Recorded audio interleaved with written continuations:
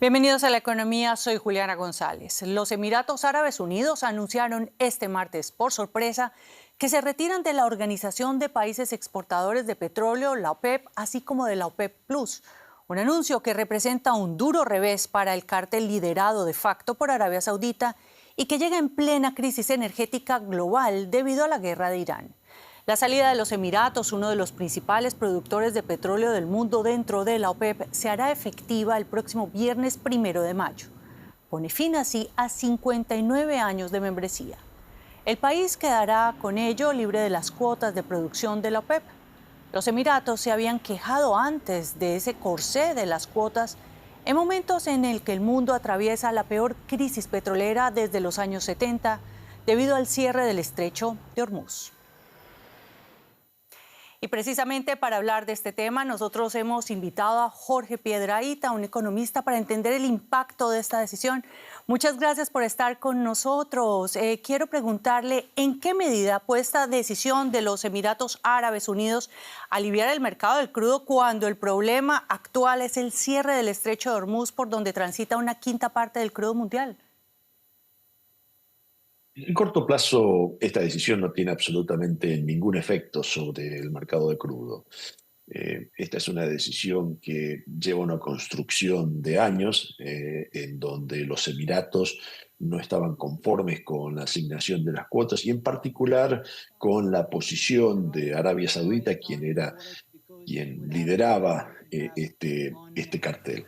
Por consiguiente, creo que ellos es una decisión que habían tomado en su interés nacional hace algún tiempo y tal vez ahora encontraron el momento correcto para hacerlo. Recordemos que hace un par de meses los Emiratos dijeron públicamente que iban a revisar sus relaciones exteriores en función de que ellos tenían una queja en estos momentos, mediante la cual Irán atacaba infraestructura de los Emiratos y ellos consideraban que sus países aliados en la región no les daban suficiente apoyo. Por consiguiente, viene la decisión en estos momentos. Es un país, solo para tener estos números en claro, cuya cuota estaba alrededor de 3,5 millones de barriles diarios, estaba exportando solo 1,5 aproximadamente por el cierre del estrecho de Hormuz, pero es un país que tiene capacidad para producir cerca de 5 millones de barriles diarios y se Sí. va a liberar de esas limitaciones de forma tal que en el futuro va a incrementar, en la medida de lo posible y en la medida que esta situación del estrecho de Hormuz se solucione, va a incrementar su producción. Ujú. Es, creo, también geopolíticamente un triunfo para Trump, quien busca en el largo plazo tener un precio del petróleo más bajo y que también, recordemos que Sí. por una cuestión de filosofía, a los Estados Unidos no le es simpático que exista OPEC siquiera. Bueno, y esto que nos cuenta, ¿en qué medida afecta, por ejemplo, a los países importadores de energía, a los países latinoamericanos?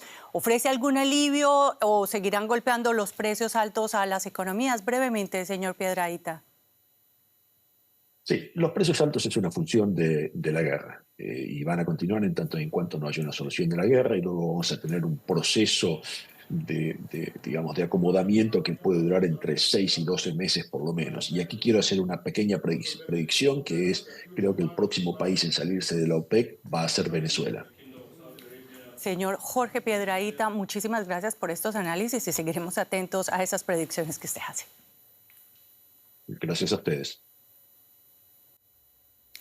Y a propósito de Venezuela, el gobierno interino busca reactivar su industria energética con el auspicio de Estados Unidos. La estatal de petróleos de Venezuela, PDVSA, y la italiana Eni firmaron este martes un acuerdo para aumentar la producción de gas en medio de un giro de la política petrolera tras la caída de Nicolás Maduro en enero. El proyecto se enmarca en una reforma a la ley de hidrocarburos impulsada por el gobierno de Delcy Rodríguez, que abre el sector a inversionistas privados y reduce la participación del Estado después de años de control chavista. El acuerdo firmado en el Palacio de Miraflores contempla el desarrollo de grandes reservas en la franja del Orinoco y sienta las bases para futuras inversiones y exportaciones de gas en un contexto de flexibilización de las sanciones estadounidenses. Y el gigante energético BP reportó este martes un fuerte incremento de sus ganancias a más del doble en el primer trimestre del año, gracias al aumento de los precios de los combustibles desatados por la guerra de Irán. Los beneficios netos de la petrolera británica se dispararon entre enero y marzo a 3.200 millones de dólares, según anunció la compañía en un comunicado. En comparación, la empresa había ingresado unos 1.400 millones de dólares en el mismo periodo del año anterior. Los resultados reflejan el aporte que dicen excepcional del negocio petrolero, agregó la compañía. Y mientras tanto, en la conferencia de Santa Marta, en Colombia, unos 60 países participan en la primera reunión global dedicada específicamente a la eliminación progresiva de los combustibles fósiles. El encuentro, organizado por Colombia y Países Bajos, agrupa un conjunto de países que busca acelerar la transición energética ante las dificultades habituales de las cumbres climáticas de Naciones Unidas, donde las negociaciones suelen bloquearse. Aunque no es vinculante, la cita pretende impulsar compromisos políticos, planes nacionales y una mayor cooperación internacional en materia energética. El objetivo es reducir la dependencia global de los combustibles fósiles en un contexto de creciente tensión de los mercados energéticos. La ministra colombiana de Medio Ambiente, Irene Vélez, anfitriona del evento, señaló que el cuello de botella del estrecho de Hormuz pone de manifiesto que los fósiles son un factor de desestabilización y no de crecimiento económico. Escuchemos una parte de sus declaraciones. Esa dependencia no es casual. Es el resultado de un ordenamiento económico que reproduce la subordinación y la vulnerabilidad. Más grave aún, las guerras contemporáneas no pueden entenderse al margen del mercado de las energías fósiles. La actual guerra en Medio Oriente ha puesto en evidencia que el petróleo sigue siendo un factor de desestabilización global, también de las economías y no solo de la energía. Y en otros temas, la Unión Europea estudia sancionar a Israel por comprar grano procedente de territorios ocupados en Ucrania. Según Kiev, al menos 2 barcos con grano procedente de zonas bajo control ruso llegaron al puerto israelí de Haifa. Ucrania considera este comercio ilegal y pide sanciones contra los implicados. Bruselas ha confirmado que analiza el caso y no descarta medidas contra personas o empresas. La Unión Europea advierte de que este tipo de operaciones puede contribuir a financiar la guerra de Rusia, que ya completa 4 años.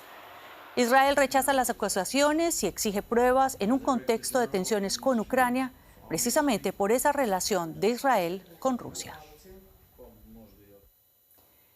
El gobierno argentino cuestionó el método usado por los Países Bajos para analizar alimentos luego de que este país detectara modificaciones genéticas no autorizadas en 4 envíos de harina de soja a Argentina y ordenara el retiro de algunos cargamentos. El caso, que involucra soja enviada a Europa desde Argentina y Brasil, reaviva el debate sobre el control de estos cultivos y sus impactos en la producción, el medio ambiente y la salud. Hace 30 años, Argentina se convertía en el primer país latinoamericano y el tercero del mundo, detrás de Estados Unidos y Canadá, en adoptar las semillas modificadas genéticamente para aumentar su producción. Comenzaba así una revolución en el modelo agrícola. En Pergamino, una de las tierras más fértiles de la provincia de Buenos Aires, el agricultor Román Gutiérrez cultiva 600 hectáreas de soja, maíz y otros granos. Fue para beneficio de todos los productores poder contar con tecnología para sacar mejores rinde, mejor calidad y más producción. Argentina ha sextuplicado la cosecha anual, produce 135 millones de toneladas. Cada hectárea rinde más, pero el área cultivada ha avanzado 57% sobre tierras ganaderas y bosques. En ese momento se creció mucho en hectáreas de trabajo. Era fumigación, siembra y cosecha. No había tantos labores, no había tanta mano de obra. Se ha reducido a la mitad la cantidad de peones rurales y en 1/3 la de agricultores y empresas agrícolas, lo que evidencia una mayor concentración de la tierra. La fumigación con herbicidas, insecticidas y fungicidas, muchos de ellos prohibidos en Europa, ha crecido entre el 1000 y el 2000% según distintos estudios. Los vecinos denuncian la contaminación del agua y el vínculo con la aparición de enfermedades. Paola Díaz lo relaciona a la muerte de su hija por leucemia. No puedo creer que con 11 años en 15 días se me fue. Y no fue el único caso de leucemia. Acá en el barrio, acá a la vuelta una mujer de 40 años, acá una cuadra y media una mujer más grande, un nene falleció de un tumor en la cabeza, acá a la vuelta también. En la multinacional de agroquímicos BASF aseguran que sus productos respetan las normas sanitarias internacionales y destacan el impacto de la biotecnología. Tuvo impactos a nivel económico y social en un sector pujante de Argentina, en el interior del país. El 60% de las divisas que se producen en Argentina y que son de exportación vienen ligadas del agro. El fundador de la Cátedra de Soberanía Alimentaria de la Universidad de Buenos Aires critica que el campo se centre solo en exportar cereales transgénicos para alimentar ganado chino y europeo. ¿Por qué no le preocupa la alimentación de los argentinos? La expansión de la soja avanzó también sobre áreas productoras de alimentos.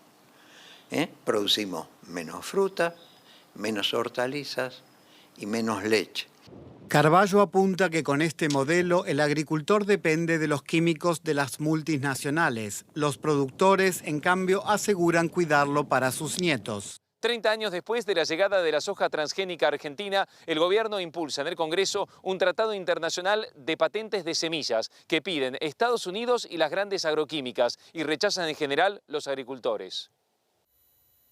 Y así llegamos nosotros al final de este segmento económico. En nombre de todo el equipo de noticias de Deutsche Welle aquí en Berlín, gracias por elegirnos y nos vemos en la siguiente emisión. Hasta pronto.